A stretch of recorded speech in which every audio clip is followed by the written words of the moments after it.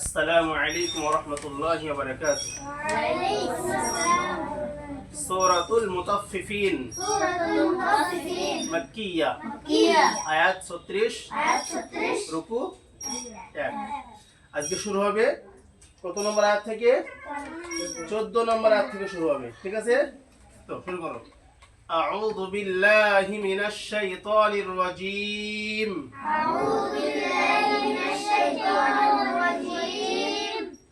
কাল্লা বাল রানা। দেখো এখানে কাল্লা বাল, তারপরে একটা সাক্তা আছে না? সাক্তা হয় তো? এই সাক্তা কিন্তু কোরআনে 14টা আছে। কটা আছে বললাম? 14টা। যেখানে এই সাক্তা দেখা যাবে সেখানে পড়ার নিয়ম হলো যে, যেমন কাল্লা বাল তারপরে সাক্তা আছে, তো কাল্লা বালে থেমে যেতে হবে, পড়াটা বন্ধ হবে, ঠিক আছে? পড়াটা বন্ধ হবে, কিন্তু আওয়াজ যে দম ভিতরের, সে দমটা জারি থাকবে, চালু থাকবে। বুঝা গেল? তো আগে শোনো, বলছি আমি এরকম, কাল্লা বাল রানা। বুঝা গেল? কাল্লা কি মাদ্দা আছে? আলিফ মাদ্দা কখন হয়? জাবারের পরে খালি আলিফ থাকলে আলিফ মাদ্দা। র আলিফ মাদ্দা। কাল্লা বাল রানা আলা কুলুবিহিম।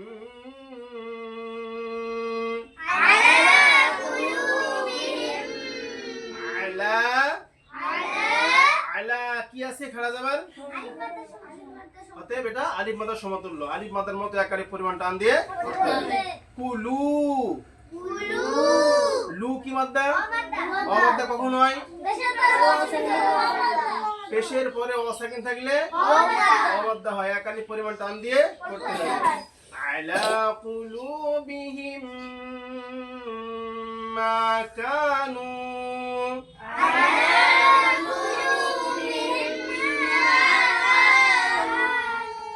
বিহিম, হিম কি গুণনা হবে? ইদগামে শাফাবি। মিম সাকিনের কায়দা না এটা? মিম সাকিনের কটা কায়দা? 3টে কায়দা। কি কি? ইজহারে শাফাবি, ইদগামে শাফাবি, ইকফায়ে শাফাবি। মিম সাকিনের পরে যদি মিম আসে তাহলে মিমকে এক আলিফ পরিমাণ গুণনা সহকারে পড়তে হবে, এটা হচ্ছে ইদগামে শাফাবি। যদি মিম সাকিনের পরে বা আসে তাহলেও মিম সাকিনকে এক আলিফ পরিমাণ গুণনা সহকারে পড়তে হবে, এটা হচ্ছে ইকফায়ে শাফাবি।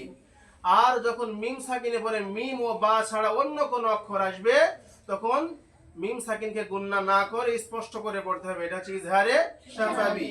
অতএব এখানে মিম সাকিনের পরে মিম আছে, ইদগামে শাফাবি, এক আলিফ পরিমাণ গুণনা সহকারে পড়তে হবে। যার জন্য কি পড়বো? কুলুবিহিম মা কানু।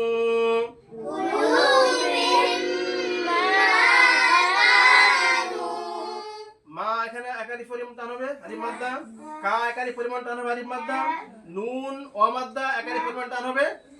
মা কানু ইয়াকসিবুন।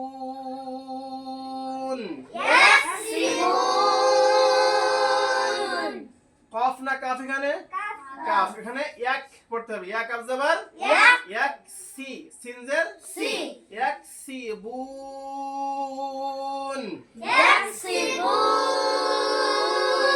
বুনটা কি মাদ্দা হবে?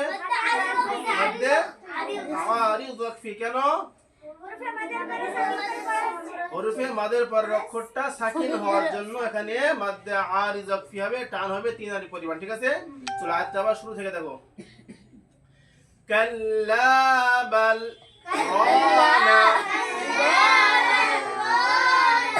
আলা কুলুবিহিম মা কানু ইয়াকসিবুন।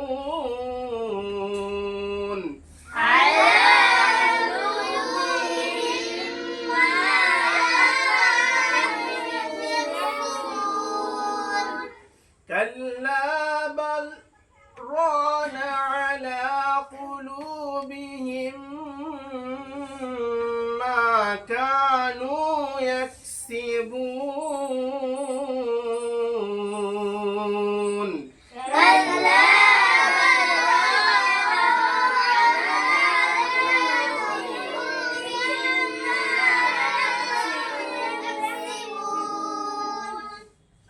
তারপরে কাল্লা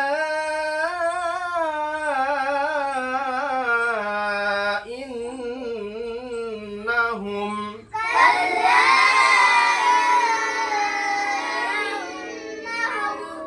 কাল্লা এখানে কি মাদ্দা আছে মাদ্দে মুনফাসিল কখন হয়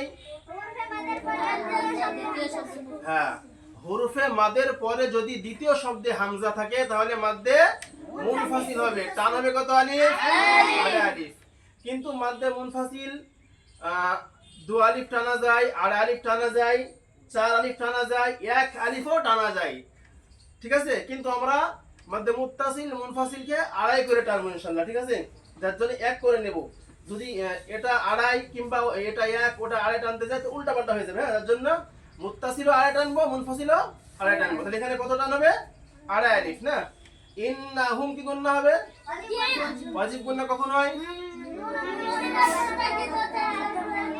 নুন ও মিমের উপরে তাসদীদ ও তার আগের অক্ষরে হারাকাত থাকলে নুন ও মিমকে এক আলিফ পরিমাণ গুণনা সহকারে করতে হয় তাই না হ্যাঁ ঠিক আছে কাল্লা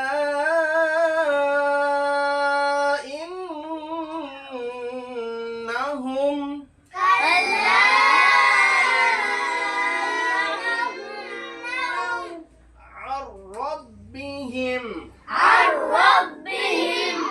ربهم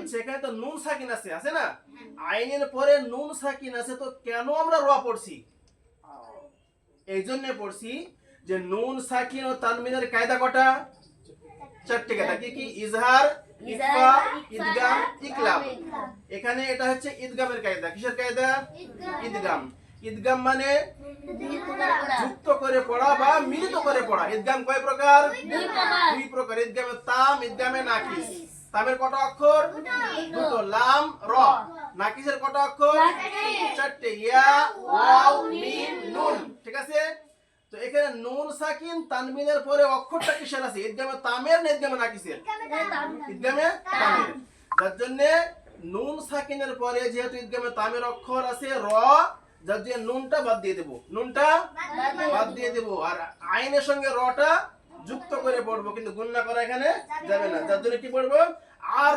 রব্বিহিম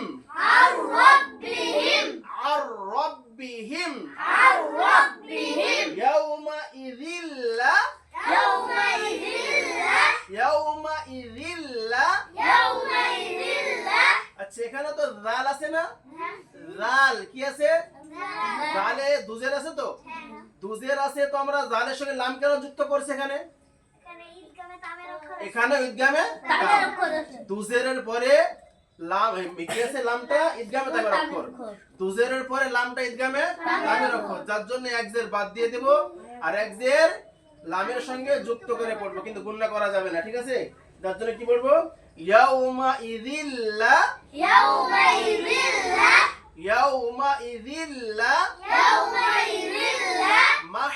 মাহজুবুন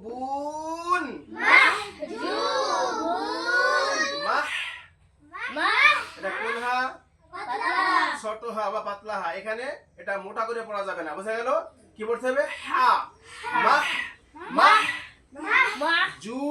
মাহজুবুন তাহলে জুটা কি মাদ্দা হলো ওয়াও মাদ্দা কখন হয়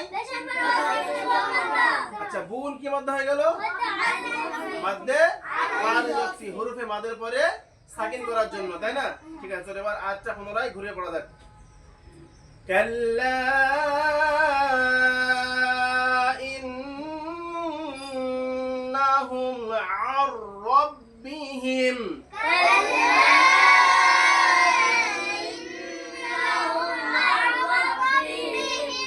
ইয়াউমাইযিন লামাহজুবুন